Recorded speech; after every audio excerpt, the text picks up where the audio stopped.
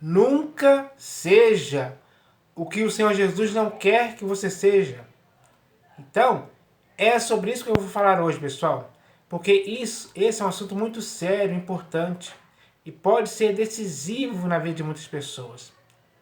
Porque se quisermos viver para o inteiro agrado do Senhor Jesus sempre, devemos ser o que Ele quer que nós sejamos. Porque Ele já deixou o exemplo para seguirmos os passos dele. Então, nós devemos viver a nossa vida em Cristo sem mácula, sem dolo algum, sem impureza alguma, sem fazer nada que não seja do agrado dele. Ou seja, nós não devemos fazer nada que ele não aprove ou que ele não concorde. Quem fizer algo que ele não aprova e não concorda está errando. É isso que não podemos fazer. Então, nós devemos aprender a ser o que o Senhor Jesus quer que sejamos. Todos os dias. Ele quer que sejamos irrepreensíveis, que tenhamos uma vida exemplar, que o nosso modo de falar, de pensar e de agir esteja de acordo com a vontade dele, com a aprovação dele. Então, nós devemos agir assim. Esse tem que ser o nosso objetivo principal. A nossa prioridade tem que ser essa. Não existe outra.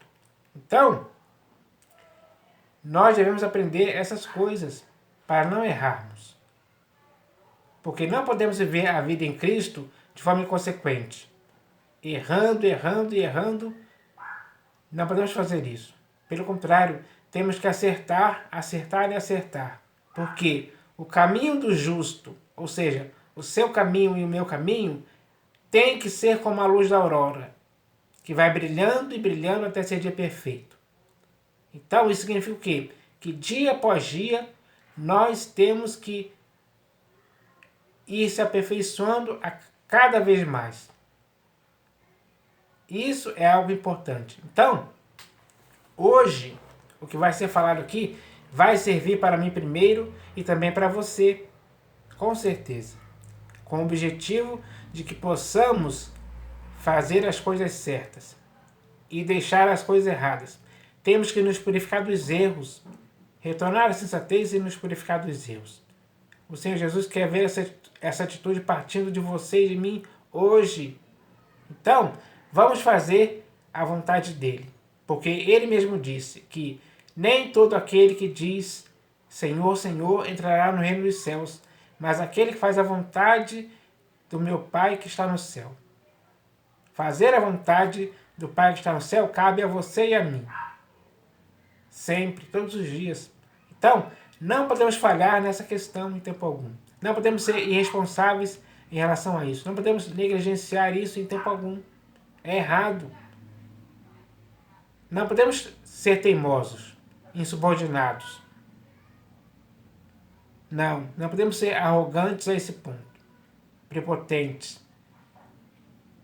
Não podemos ter essa empáfia em nossas vidas que possa impedir que sejamos o que o Senhor Jesus quer que sejamos nesse mundo, diante das pessoas.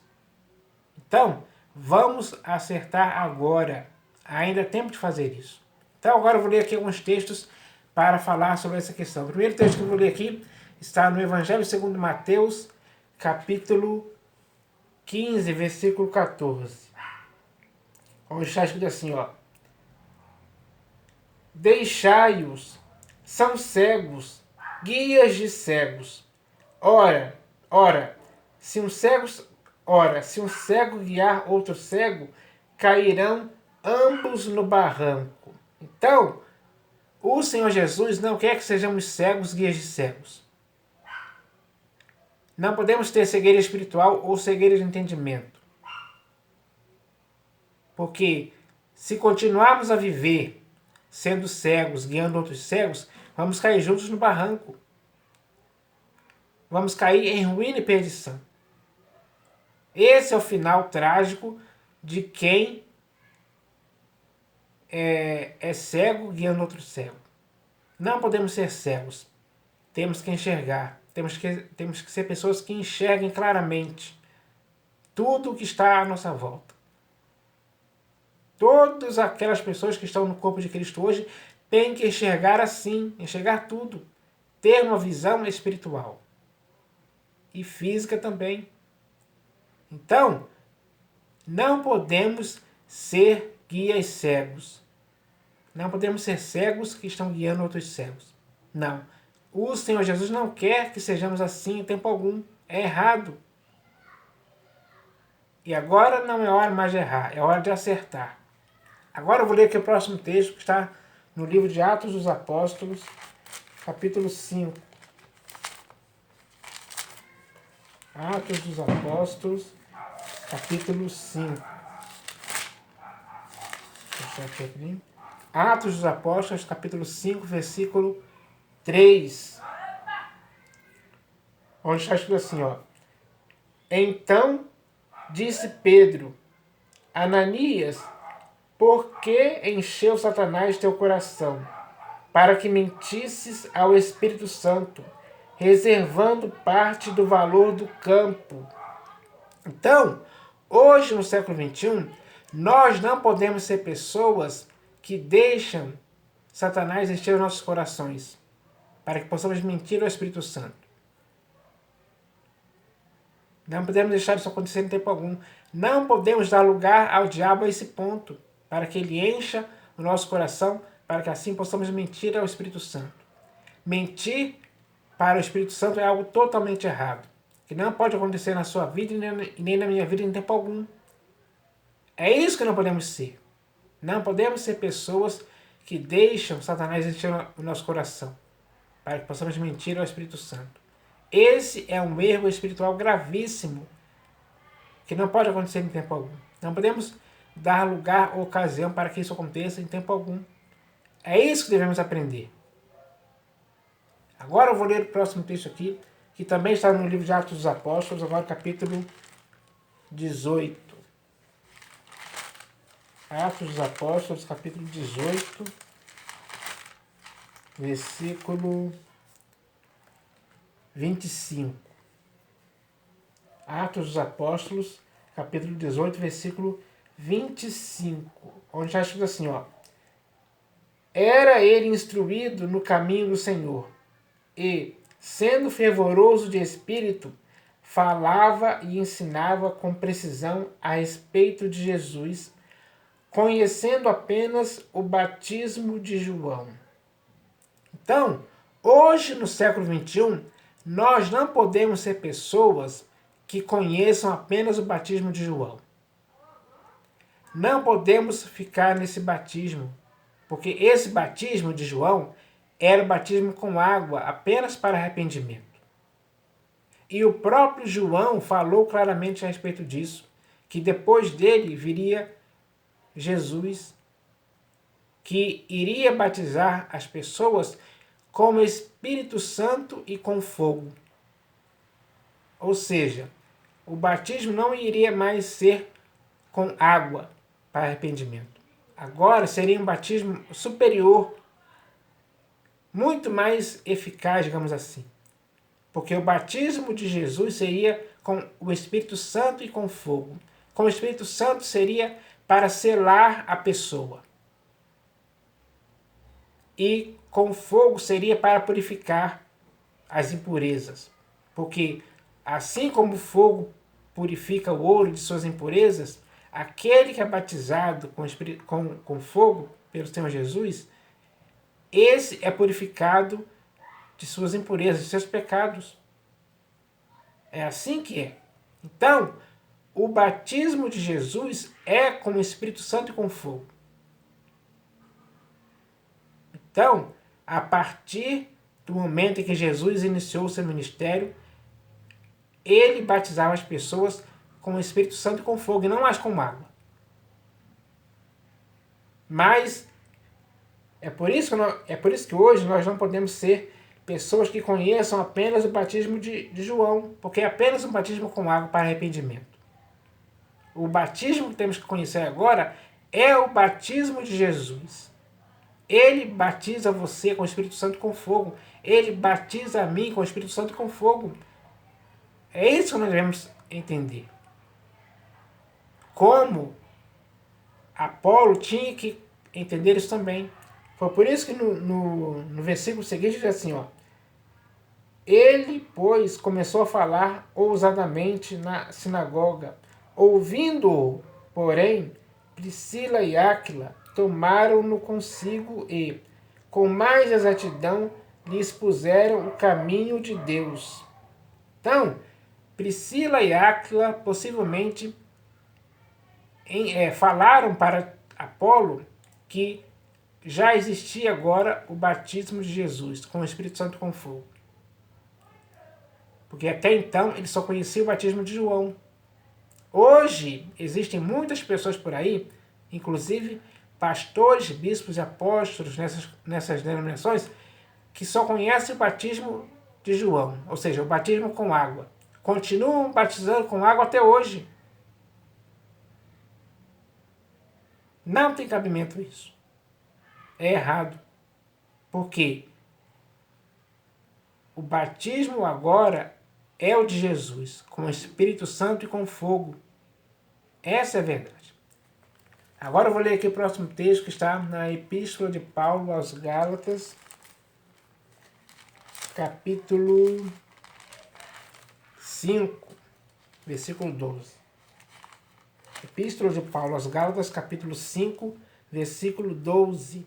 Então está escrito assim, ó. Tomara até se mutilassem os que vos incitam à rebeldia. Então, pessoal, não podemos ser pessoas que sejam incitadas à rebeldia. Não podemos ser rebeldes para com Deus em tempo algum. Não podemos ser insubordinados, teimosos. Não podemos ter essa empáfia em nossas vidas. Isso é errado. Ninguém pode nos incitar à rebeldia em tempo algum. Não podemos ser pessoas rebeldes. Não podemos ser mesmo. É isso que precisamos entender hoje. Porque, infelizmente, hoje, muitas pessoas por aí nas denominações estão sendo incitadas à rebeldia e nem perceberam isso ainda, nem se deram conta. Não caíram em si que estão sendo incitadas à rebeldia. Quando elas são incitadas à rebeldia, nem percebem isso. E é assim que deve continuar? Não. Não é assim que deve continuar. Ninguém pode viver em Cristo Jesus sendo incitado à rebeldia contra Ele. Então, não podemos ser pessoas que sejam incitadas à rebeldia por ninguém. Em tempo algum. Tomara até se mutilassem os que vos incitam à rebeldia. A rebeldia é um perigo espiritual gravíssimo. Nimrod foi assim. Ele foi um poderoso caçador diante do Senhor. Ele foi rebelde contra o Senhor. Ele não aceitava o domínio, digamos assim, de Deus. Ele era rebelde contra isso. Esse espírito de rebeldia não pode ser incitado a você, nem a mim, nem a ninguém. Por ninguém. Então, não podemos ser pessoas que sejam incitadas à rebeldia. Agora eu vou ler o próximo texto aqui, que está na Epístola de Paulo aos Efésios, capítulo 5, versículo 11. Então está escrito assim, ó. Epístola de Paulo aos Efésios, capítulo 5, versículo 11. Está escrito assim. E não sejais cúmplices nas obras infrutíferas das trevas. Antes, porém, reprovai-as. Então, pessoal, hoje, no século XXI, existem muitas obras infrutíferas das trevas. E nós não podemos ser cúmplices em nenhuma delas. Em nenhuma delas mesmo. Não deixe que isso aconteça em sua vida. Assim como eu também não devo deixar que isso aconteça em minha vida. Porque é errado. Porque para as obras infrutíferas das trevas, nós temos que reprovar todas elas. Todas elas mesmo. É bem claro e simples o que está escrito aqui. e não sejais cúmplices nas obras infrutíferas das trevas. Antes, porém, reprovai-as. A nossa reprovação para essas obras tem que ser severa de nossa parte. É assim que temos que ser.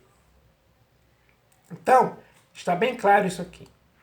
Agora eu vou ler o próximo texto aqui, que está na primeira epístola de Paulo a Timóteo. Deixa eu achar aqui rapidinho. Primeira epístola de Paulo a Timóteo, capítulo 6, versículo 5. Capítulo 6, versículo 5. Está escrito assim, ó. Altercações sem fim, por homens cuja mente é pervertida e privados da verdade, supondo que a piedade é fonte de lucro. Então, hoje, nós não podemos ser pessoas que estejam supondo que a piedade é fonte de lucro. Supor isso e acreditar nisso é errado. Não misture as coisas, não se engane com esse tipo de coisa. Que muitas pessoas hoje aí estão fazendo. Muitos pastores, bispos e apóstolos hoje estão supondo que a piedade é fonte de lucro e já estão ricos por causa disso. Eles se deixaram levar por essas suposições erradas, terríveis, perversas.